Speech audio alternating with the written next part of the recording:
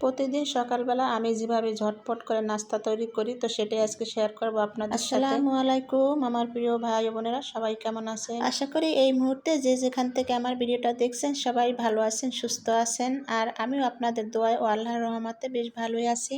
তো আমি এই যে দেখেন প্রতিদিনই কিন্তু সকাল এবং রাত্রে 2 বেলা রুটি খাই আর 1 বেলা ভাত খাই। তো আসলে রুটি একটা ঝামেলার ব্যাপার, তো সেই জন্য আমি কি করি, রাত্রে রুটি তৈরি করলে সেখান থেকে আমি পরের দিন সকালটা যে খাবো সেটা আমি রেখে দেই। আবার সকালে তৈরি করলে রাত্রে যে খাবো সেটা আমি রেখে দেই। এইভাবে কিন্তু করি, এতে আমাদের কাজের অনেকটাই আগায় আর আমাদের পরিশ্রম একটু কম হয়। দেখতেই তো পারছেন আমি কিন্তু একদম বরফ সহকারে তাওয়ার ভিতরে দিয়েছি। তো এই রুটিগুলো বাছতে গেলে চুলার আঁচ একদমই কমিয়ে দিতে হবে আর তৈলটা কিন্তু একদম অল্প পরিমাণে দিতে হবে। তো আমি যেহেতু সকালবেলা তৈলের কোনো জিনিস খাই না, তো আমার ছেলের জন্য এখানে 2-3 পিস ভাজি করব তেল দিয়ে আর আমি ভাজি করব তেল ছাড়া। তো এখানে সামান্য অল্প অল্প করে আমি তেল দিতে আসি, এতে রুটিটা ভালো হবে। আর এই রুটি কিন্তু একটু পোড়া পোড়া হইলে বেশ মজা লাগে, একদম খালিও খাওয়া যায়। আর আমাদের সকালের নাস্তা বানানোটা কিন্তু একটু কষ্টকর হয়ে দাঁড়ায় বেশিরভাগই, যেহেতু সকালবেলা আর এখন দিন ছোট সেই জন্য। তো এখন আস্তে আস্তে দিন কিন্তু বড় হতে যাচ্ছে। আজকে প্রচুর গরম পড়তেছে ঢাকাতে কালকে থেকেই। তো এই অবস্থায় আছি আর কি। তো এখন একটু কাজ করে আরাম পাবো, যেহেতু সময় একটু বেশি পাবো। বন্ধুরা দেখেন আমি এই যে রুটিগুলো কিভাবে রাখছি। তো এখানে মাত্র 4 পিস রুটি, সেই জন্য আর আমি বাটির ভিতরে রাখি নাই, এই প্লেটের ভিতরেই আমি রেখে দিয়েছিলাম ডিপের ভিতরে। তো আমি কোনো একদিন রুটি খেতে পারতাম না, রুটি দেখলে আমার শরীরে জ্বর আসতো। তো আমি খেতে খেতে এখন আমার এমন অভ্যাস হয়েছে যে রুটি ছাড়া আমার একদমই ভালো লাগে না। তো আমার অনেক কলেজের বোনেরাই আছে যে তাদের শরীর একটু হেলদি টাইপের, তো তারা কিন্তু এই রুটিগুলো খেতে পারলে এবং অভ্যাস করতে পারলে কিন্তু তাদের জন্য অনেকটাই ভালো। কারণ শরীর যদি হালকা থাকে তাহলে কিন্তু কাজকর্ম করে অনেক শান্তি পাওয়া যায়। এই যে আমি একদম সকালে উঠি, তারপর শেষে আমার এই এত বড় একটা প্ল্যাটের সম্পূর্ণ কাজ আমি একার হাতে করি, আমার কোনো লোক নেই। তো এই কাজ করতে গিয়ে আমার কিন্তু আসলে কোনো পরিশ্রম হয় না, আমার ভালো লাগে। আমি একদম বাতাসের মতো কাজ করে আসি এবং কোথাও গেলে আমি সবার আগে হেঁটে হেঁটে দৌড়ে দৌড়ে যাই, মানে কিভাবে যে আমি যাই তা নিজেও জানি না। এই বিষয়টা কিন্তু আসলে আমাদের ধরে রাখতে হবে, কারণ আমাদের যেহেতু আস্তে আস্তে এখন বয়স কিন্তু বাড়ে, কমে না, তাই না? তো যতই বয়স বাড়তে থাকবে ততই কিন্তু শরীরের যে হেলথের গ্রোথটা কিন্তু বাড়তে থাকে, মোটা হইতে থাকে মানুষ। তো তখন কিন্তু তারা একদম অকেজো হয়ে পড়ে কাজকর্ম করতে গেলে। আসলে মোটা মানুষের কাজ করতে গেলে কিন্তু প্রচুর প্রচুর পরিমাণে কষ্ট হয়।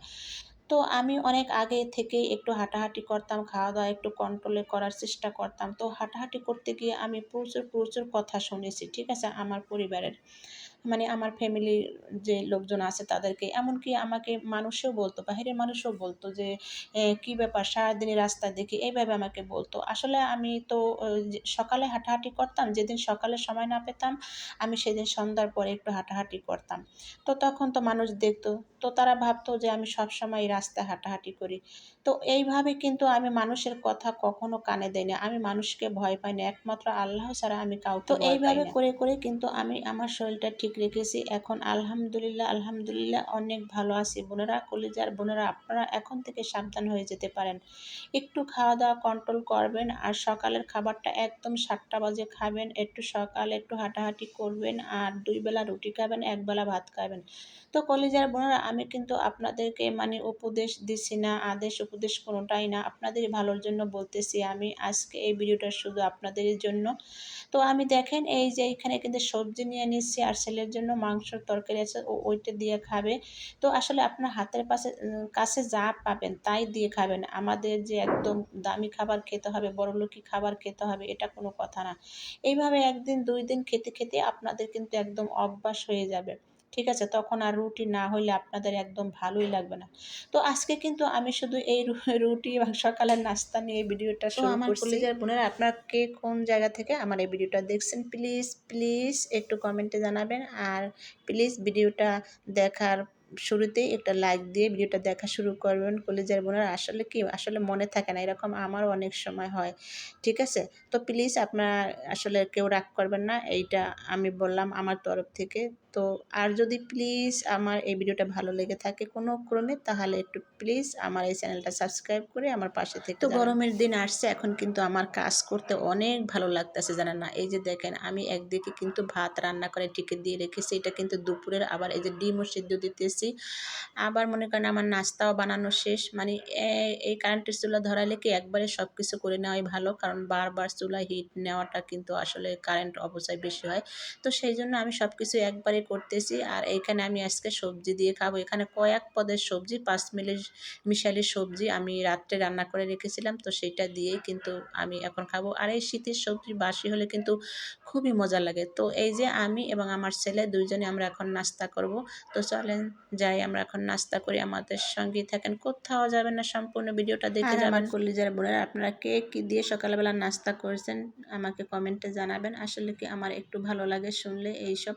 আর এই যে আমার প্রতিটা বন্ধুরা এত সুন্দর করে আমাকে কমেন্ট করে যে আমাকে ভিডিও বানাতে আরও উৎসাহ যোগায়। তো আসলে আমিও সবাইকে চেষ্টা করি। তো আমার একটু সমস্যা হয়েছিল ফোনে, তো সেই জন্য একটু কমে গিয়েছিল, এখন আবার শুরু করে দিয়েছি। তো আসলে সব কিছু আল্লাহ পাকের ইচ্ছা, যেহেতু আমার একটা ফোন, তো সেই হিসাবে একটু ফোনটা ডিস্টার্ব দিছিল সেই জন্য। তো এই ডিমগুলো এখানে আমার হইতে থাক চুলার উপরে। আর ভাতও হয়ে গেছে, আজকে শুধু ডিম ভুনা করব আর ভাত রান্না করব, এই শুধু এক পদই করব। আর সবজি আছে, মুরগির মাংসের তরকারি আছে, তো সেগুলো দিয়ে কিন্তু আমি আজকে চালিয়ে দেব।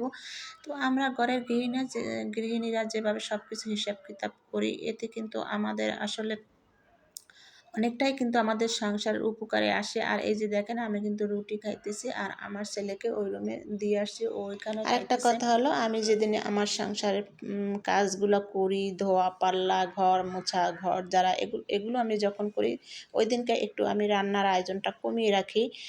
কারণ একা মানুষ যেহেতু, একার হাতে কাজ করে সব দিক কিন্তু সামলানো সম্ভব হয় না। তাই আজকে শুধু ডিম ভুনা করবো আর ভাত রান্না করবো। আজকে প্রচুর কাজ আছে বন্ধুরা ঘরে।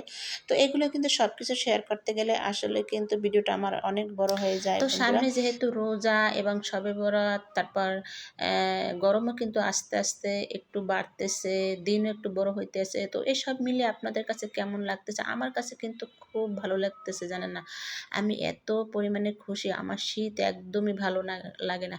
শীত কাদের ভালো লাগে জানেন? যারা সব সময় একটু খাওয়া দাওয়ায় পটু, একটু মানে খেতে ভালোবাসে, পছন্দ করে নিত্য নতুন, তো তাদের কাছে কিন্তু শীত ভালো লাগে। আমার কাছে শীত ভালো লাগে না। আমার খাবার দাবার সব কিছু হয়েছে হিসাব করা, তো সেই জন্য আমার শীত অতটা ভালো লাগে না। আর শীতে আমি কোনো কাজই করতে পারি না। তো সেই জন্য আমার কিন্তু খুব ভালো লাগতেছে। আমি প্রায় এই 2-3 দিন ধরে এত সুন্দর করে ঘর দুয়ার একদম সুন্দর করে পরিপাটি করে রাখতেছি। তো বন্ধুরা, আমি এখন আপনাদের কাছ থেকে বিদায় নেব। আবার দেখা হবে পরবর্তী কোনো নতুন ভিডিওতে। তো প্লিজ আমাকে একটু ভালোবাসা দিয়ে আমার পাশে থাকবেন। আমি সবসময় আপনাদের পাশে আছি ইনশাআল্লাহ। আর এই তরকারিটা আজকে এত ভালো লাগছিল জানেন, আমি একদম চেটেপুটে খাচ্ছি। এই যে দেখেন। তো সবাই ভালো থাকেন, আল্লাহ হাফেজ।